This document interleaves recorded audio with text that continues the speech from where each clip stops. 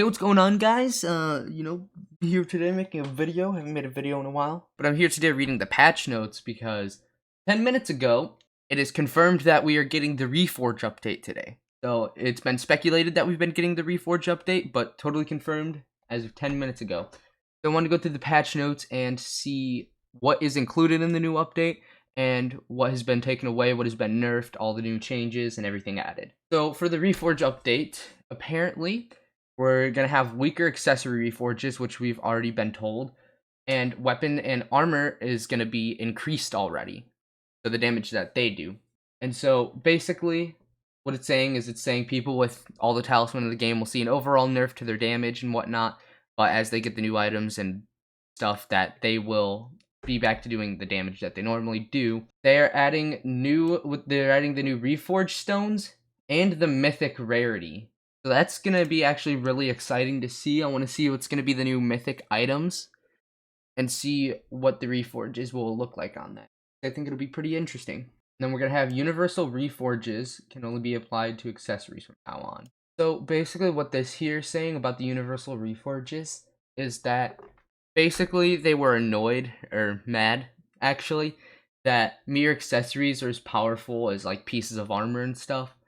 So what they're doing now is they're basically getting rid of that for armor, and they're having specific armor reforges. But the cool thing is, if you have stuff right now, with like universal reforges like godly on your armor, you can keep it, and it'll still have godly on it. But they're just saying that it's going to be worse than the new gear reforges that they're adding. And then this next one here is a big one. Critical chance removed from almost all accessory reforges, but a lot easier to get on armors and weapons now. So that'll be pretty interesting to see what the critical chance will be like, and how easy it is to get to 100 crit chance, and how much it would change your damage output based on that. And then the base critical chance of players is now buffed up by 10%, so it's from 20 to 30%, so it should hopefully make it easier in that sense. But the combat skill now only gives 0.5% crit chance instead of 1 for every level, which is the big change that they said was going to happen a while back. And they announced the Reforge update.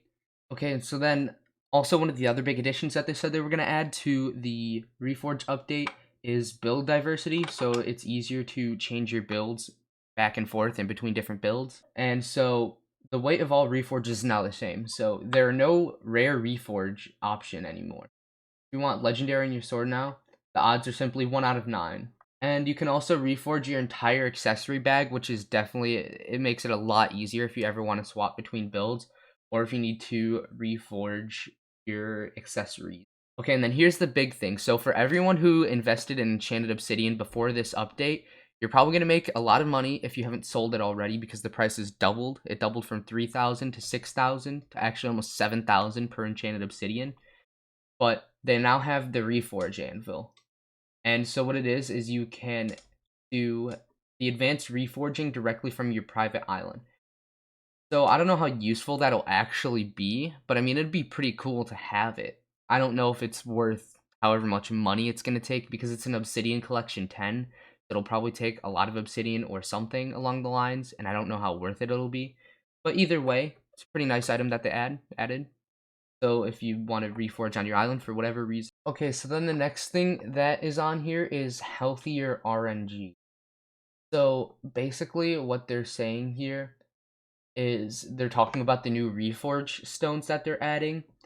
And so the Reforge stones basically have a specific Reforge attached to them, and you can use them to change your entire accessory bag or specific items to make it easier. And it said, well, most stones are RNG drops. The majority of them should end up being common in the economy, so it's easier to either obtain them or get the drop. Each stone can apply a reforge to specific items for a fixed price, and the stone reforges require mining levels to be used. So if you don't have, I don't know what mining level it's going to be, but mining 25 is probably a safe bet to be able to use all of them. So if you don't have mining 25, then you might not be able to use some of them. Unsure on how these are going to work right now. We can look at the drop chances of Reforged stones, and we can even see where to find them right now. So I'm going to look at that, honestly. Okay, so here are some of the new things that we saw, where it's the Dragon Scale, the Dragon Claw, and Dragon Horn, which are dropped from the dragons. So summoning eyes will probably be really profitable the second that the servers back up. So if you invest in summoning eyes before the price went up, you'll probably make a decent bit of money as well. And most non-accessory reforged stones have passives that apply to the item reforge. So for example, the Onyx applies a reforge on pickaxes that give it 3% chance to gain double drops when mining. It'll be pretty nice because all of the stones will have something like that then that'll have a little bit of a passive thing that also helps out in specific instances. Okay, and so the next thing is attack speed was basically broken until now apparently, and they fixed it. So in Minecraft, the default cooldown is 0.4 seconds for attacking a mob, but now if you reach 100% in Hypixel Skyblock, which is the maximum, you'll be able to attack every 0.2 seconds, so 5 times per second. And they say in many situations, it can actually be very strong. And then they have a list of all the Reforge changes, which I'm not going to go through because there's too many here. And it's honestly not that hard. You can come here and just look at it. So then now we also have the Dungeon Hub. So this is a new location from the portal located inside the Hub Mountain.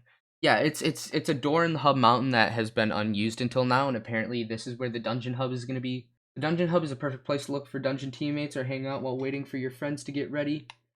So, and the catacombs will not open today with the new update, so we'll have to wait a few more days for the 0.8 update, which means that dungeons will be coming very shortly. They say a few days until dungeons.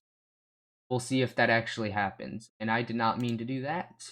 And if you run down the stairs, you will find Guilford, who wants to challenge you to multiple races. So there is another NPC that has races now.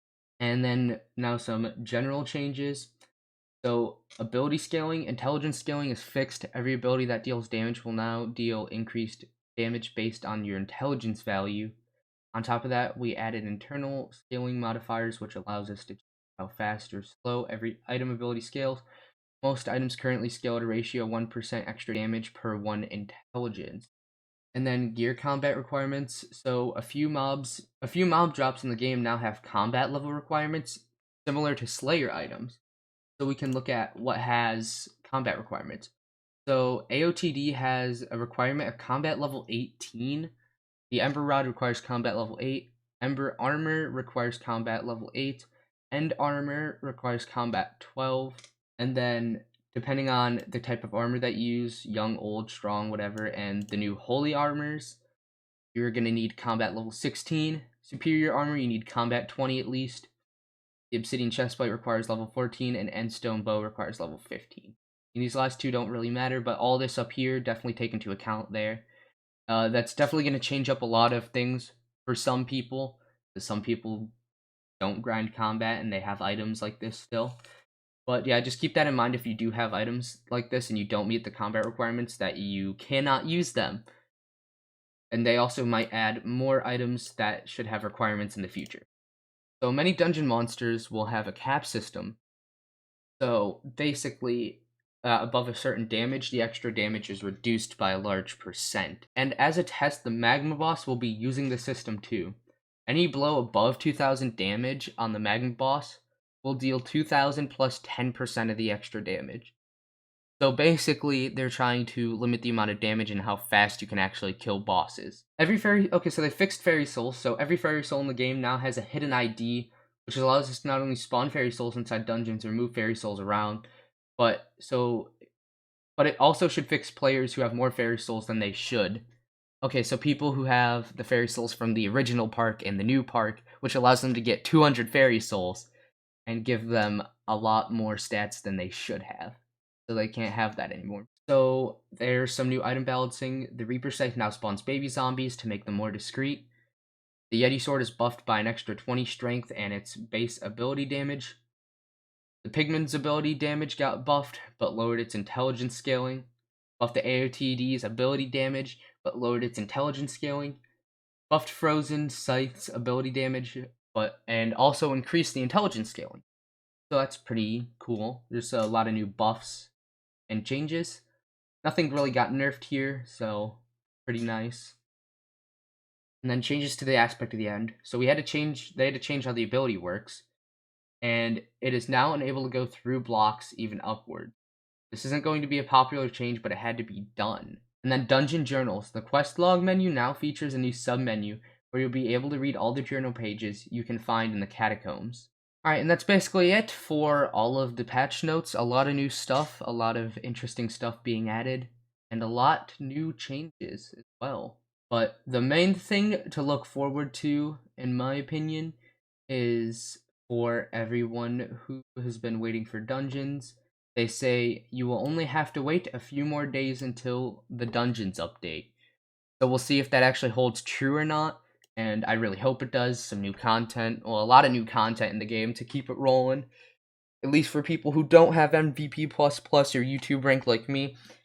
But yeah, just look forward to that dungeon soon. And yeah, since that's all the patch notes, I think thank everyone who watched to the end of the video. And if you did enjoy this video, please be sure to subscribe to the channel, as it does really help me out. And without anything else to add, I'll see you all in the next video, live stream, whatever's going on. But later.